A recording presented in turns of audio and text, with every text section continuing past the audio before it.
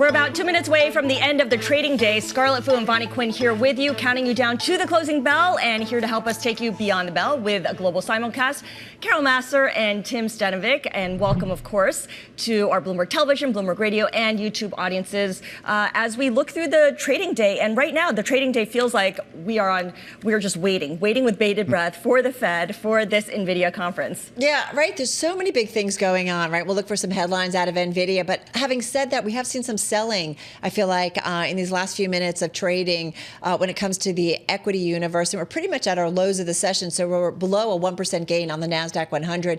And I think one of the things that's been sticky all day, Tim, is what we've seen along the rate curve. Yeah, I was just going to say, the 2-year Treasury note, we just talked about this. Yields climbing to the highest level this year. The 2-year rose 2 basis points from Friday's level. We see the yield on the 5-year note at its highest going all the way back to November 28th. So we're waiting, but the bond market is sending a message about what they think the Fed is going to do. Higher for longer? I've heard that before, Carol. Data dependent? Yeah. We've so much news, though, coming up, right? So we have plenty of news coming from the NVIDIA conference. At least investors hope to think so. And then, of course, we also have the Bank of Japan later on, Scarlett. Yeah, I'm actually setting up my monitor so that I can check as soon as the NVIDIA headlines cross. But the BOJ announcement feels like they've been inching towards that for the last couple of weeks. Certainly, they've been priming the market for this possibility. Yeah, let's not forget, right? We're looking at global central banks, the cumulative activity of what central bankers, Scarlett, do around the globe and what that has on the global financial markets. Yeah, absolutely. All right, we are getting you closer to the closing bells. And Carol, as Carol mentioned, certainly losing some momentum heading into the close here with the S&P 500 only up by 2/3%. The Dow Industrial is gaining about 0.2%. That's where it looks like it's going to settle. And the Nasdaq Composite, the clear winner here, up by 0.8%. The Russell 2000, we should mention, losing ground, losing 0.7%. All right, good to know. There's your big picture. And I'm going to stay with the big picture and the big caps, if you will. S&P 500, if I look at the individual members, Vonnie, you see 307 to the upside in today's trade. So some fairly broad-based buying, even though a little bit of selling into the close here. 194 names in the S&P 500 losing ground, 2 unchanged. And I think what's obvious from the IMAP of the S&P 500, Carol, is that it's the more risk-on sectors that are doing so well. So you have information technology leading the pack. But, most sectors are in the green, except for the very defensive healthcare, real estate, industrials, and earlier the financials, although they picked up a little bit of steam towards the end of the session as well. All right, guys, let's go to some of the individual gainers. And Apple, WOA, atop that list. We know there's been a lot of pressure under Apple shares, although at their highs today, they were up about 3%, finishing the day with only a 0.6% gain. That name, of course, though, certainly a standout earlier, but nonetheless gaining some ground here today, along with Alphabet, Google. I want to throw that into the mix because you have Alphabet among the top gainers in the NASDAQ 100 and the S&P 500 today. That name up, more than 6% in today's session. What's interesting, actually, at the close, forgive me, about 4.5%. But what's interesting, we know the big story, right? It's been among our most read on the Bloomberg today. Our Mark Gurman, an exclusive, breaking it. And this whole idea that Apple in talks to really build Google's Gemini artificial intelligence engine into its iPhone, according to those familiar. So we're talking about maybe some kind of big agreement, once again, between two companies that have been working together for a long time when it comes to search. So nonetheless, this caught our attention and really gave a lift, overall lift, certainly to the tech trade in the Monday session. You think they're friends again after being frenemies? Is that what's happening? Well, actually, they've been friends for a long time on search, and they've been collaborating for a long time. Yeah, they pay Alphabet billions of dollars a year. But not on Maps, right? Search. They went their own way on Maps. Yeah, no, but it's interesting. Frenemies is a good way to describe it. I find the tech universe really interesting, right? Like these companies that compete, and yet they often sometimes find they need each other. But anyway, those two names definitely stand out. I do want to mention Tesla, if I may, before we move along. Number one gainer in the S&P 500. This one was up more than 6%. Forgive me as I was reading through my numbers.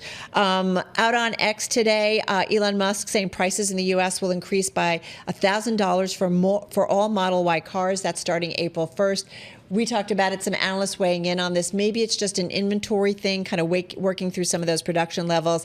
And Deutsche is saying that Tesla's preview of future price increases as an attempt to boost sales this month rather than a sign of solid demand. So something to keep in mind. Increasing prices to boost sales. I haven't seen that one before. I don't know. Hey, it's good for margins. It's good for margins. I want to talk about some of the decliners. Supermicro Computer, you might remember this was added to the S&P 500. end of day Friday. Today was the first day it was included in the S&P 500. On a percentage basis, the worst performer on the day, down more than 6% today.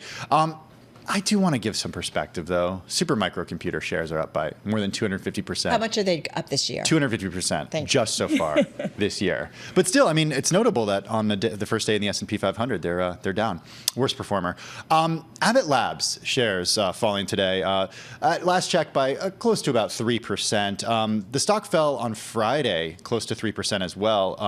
That was in sympathy with Reckitt Benckiser, which sank following a lawsuit award. Analysts back on Friday did say that Abbott's sell-off is overdone.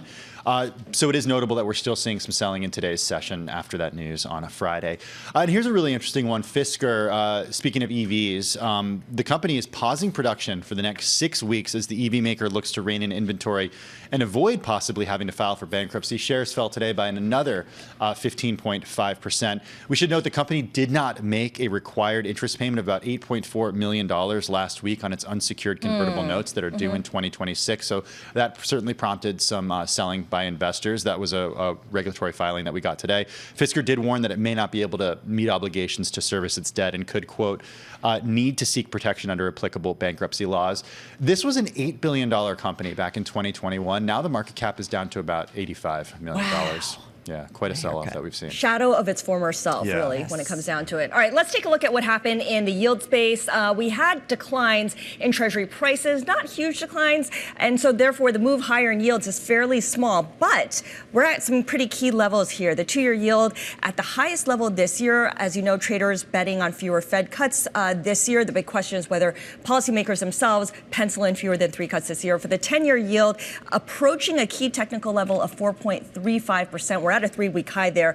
Mike Wilson says 4.35%, Mike Wilson of Morgan Stanley, is a level that may disrupt the stock rally. It hasn't really yet, but we're getting closer to that point. All right, guys, don't cheat, but the most read story in the past 8 hours on the Bloomberg, like here we are, Fed week, the Apple Google news, you've got the 2-year note at a significant level. There's a lot going on.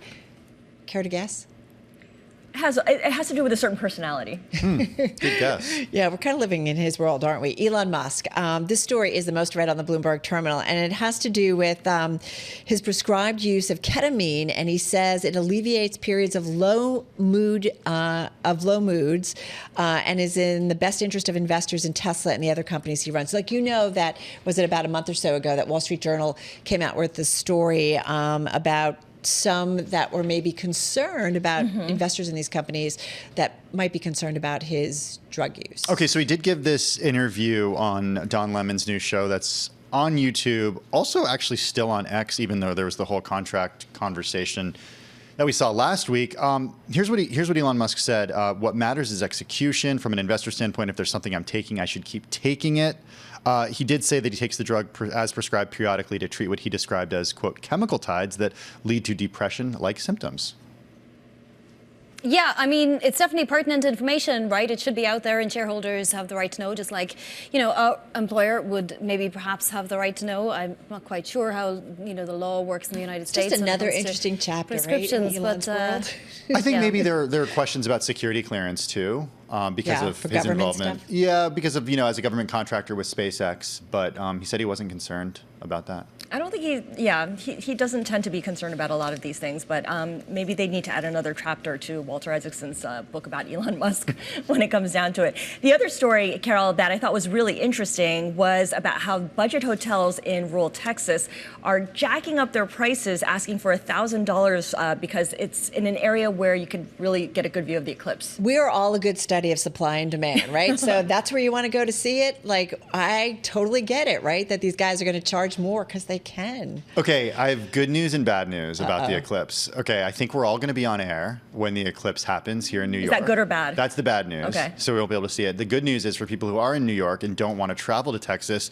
Vonnie will still see 90% coverage for the eclipse from this area. So it's actually a pretty good area to watch it if it's not cloudy. That's what I'll say. You can actually buy a seat on an airplane, right? Delta is doing an actual eclipse flight. They're sold out, that particular one, but you could actually be in the air when it goes completely dark. And who wouldn't want to do that? That's the way to do it, right? That would be really cool. What if your flight's delayed? You do that? You're like looking forward to it. You plan it out. You get the tickets. Then you got to you're watch just it sitting on the airport. TV at the airport, with everyone else. It could happen. No ketamine needed. Just wear your glasses. Yeah, exactly, True. right?